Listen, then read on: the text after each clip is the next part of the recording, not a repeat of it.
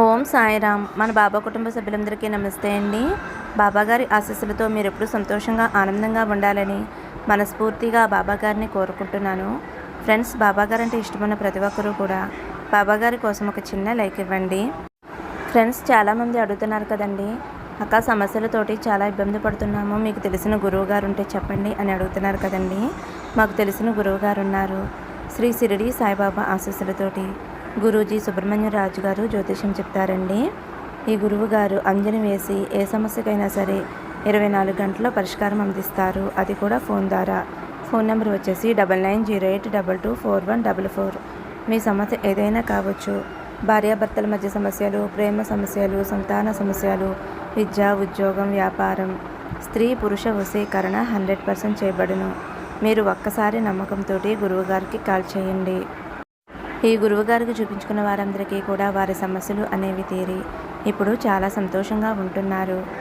కాబట్టి బాబాగారే మీ సమస్యలు తీరడానికి ఒక మంచి మార్గం చూపించారు అని నమ్మకంతో కాల్ చేయండి. ఇంక ఈరోజు వీడియోలోకి అయితే వెళ్ళిపోదామండి. మన బాబాగారి సందేశం. మన బాబాగారు ఏమంటున్నారంటే, బిడ్డ, నీ ముందుకి 2 కాయిన్స్ తీసుకువచ్చానమ్మా. అవేమిటి అంటే, ఒకటి 5 రూపీస్ కాయిను, రెండవది 2 రూపీస్ కాయిను. వీటిలో అయితే నువ్వు ఒక కాయిన్ అయితే తాకమ్మా. నీకు అయిన వాళ్ళు, నీ బంధువులు, స్నేహితుల గురించి, నీకు ఇష్టమైన వారు, వీళ్ళు నీ గురించి ఏమనుకుంటున్నారో చెబుతాను తల్లి అని అయితే మన బాబాగారు అంటున్నారండి. ఫ్రెండ్స్, మన బాబాగారు ఏదైనా ఒక సందేశం ఇచ్చారు అంటే అది 100% నిజమవుతుందండి. ఇది అక్షరాల సత్యం. మనలో చాలామంది అనుకుంటూ ఉంటారు కదండి, మన బంధువులు, స్నేహితులు, మనం ఇష్టపడిన వారు, వాళ్ళు మన గురించి ఏమనుకుంటున్నారు, మన గురించి ఏం ఆలోచిస్తున్నారు, వారు మనపై చూపించే ప్రేమ, ఆప్యాయత నిజమేనా అని డౌట్ వస్తూ ఉంటుంది కదండి. ఇదంతా కూడా మనం సంతోషంగా ఉన్నప్పుడు వారు చూపించే ప్రేమ నిజమే అని అనుకుంటాము. కానీ కష్టం వచ్చినప్పుడు ఎవరైతే ముందుకు వచ్చి ఆదుకుంటారో వారే నిజమైన బంధువులు, నిజమైన స్నేహితులు. ఫ్రెండ్స్, ఇదే మనం గుర్తుంచుకోవాలి. మనం సంతోషంగా ఉన్నప్పుడు మనతో చాలామంది సంతోషంగా ఉన్నట్లు ఉంటారు. కానీ ఏదైనా కష్టం వచ్చేసరికి వదిలేసి వెళ్ళిపోతారు.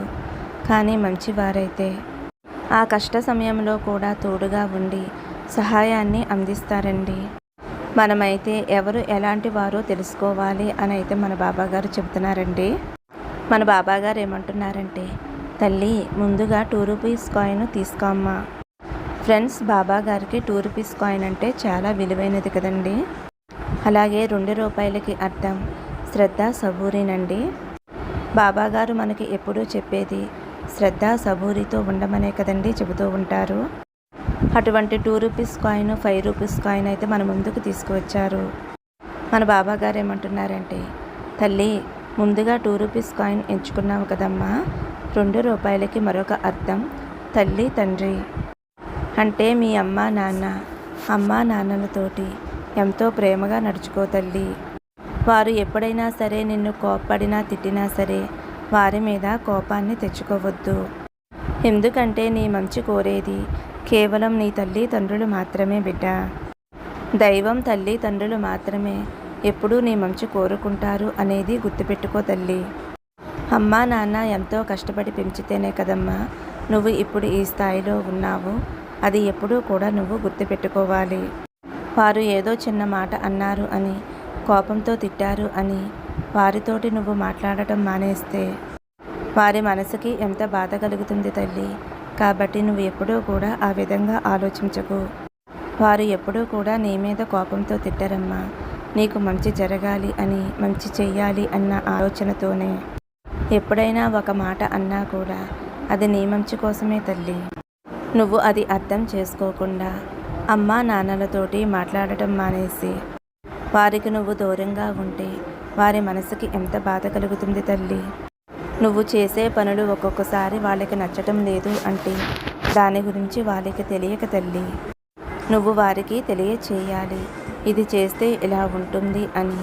వారు పెద్దవారైపోయారు, పెద్ద వయసుకు వచ్చేసారు. అప్పుడు వారికి అర్థమవుతుంది.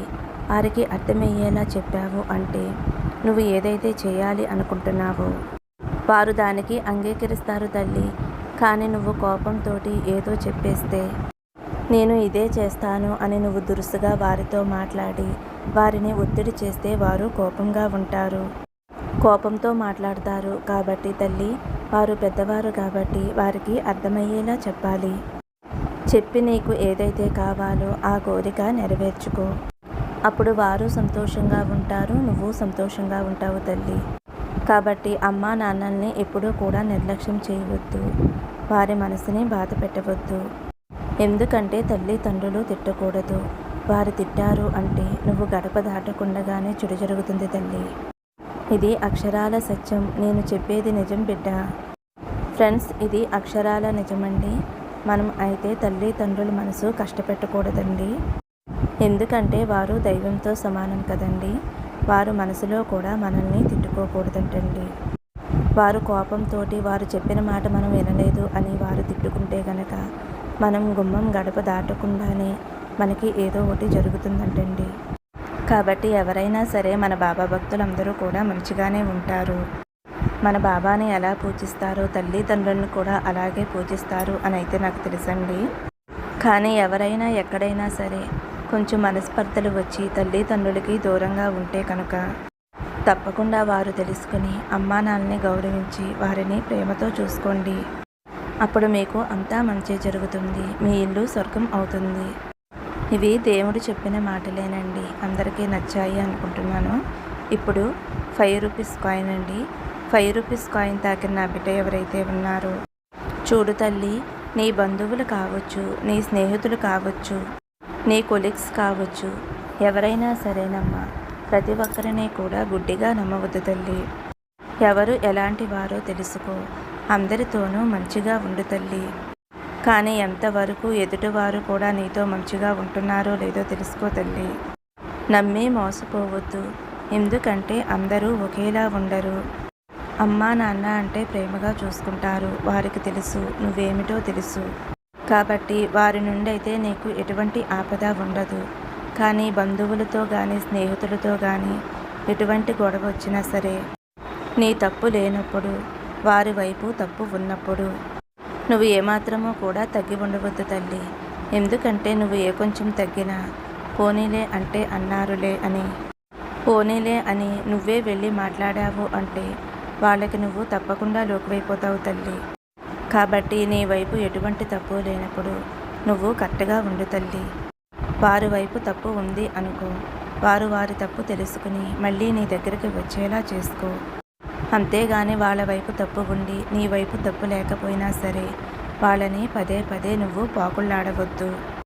అలా చేశావు అంటే నువ్వు వారికి లోకవైపోతావు తల్లి. ఎట్టి పరిస్థితుల్లో అలా ఉండవద్దు.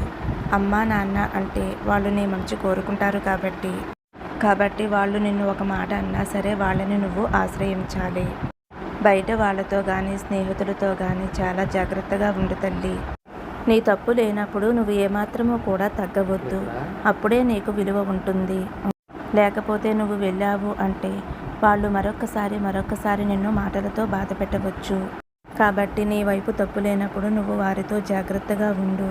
కాబట్టి ఎవరు ఎలాంటి వారో తెలుసుకుని మసులుకున్నావు అంటే నీ జీవితం అంతా కూడా ఎంతో సంతోషంగా ఉంటుంది తల్లి అని అయితే మన బాబాగారు అంటున్నారండి.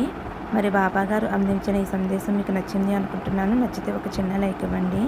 మరొక మంచి వీడియోతో మళ్ళీ కలుద్దామండి. సర్వే జన సుఖినో భవంతు. సమస్తం సద్గురు సాయినాథార్పణమస్తు. శుభం భవతు. జై సాయిరామ్.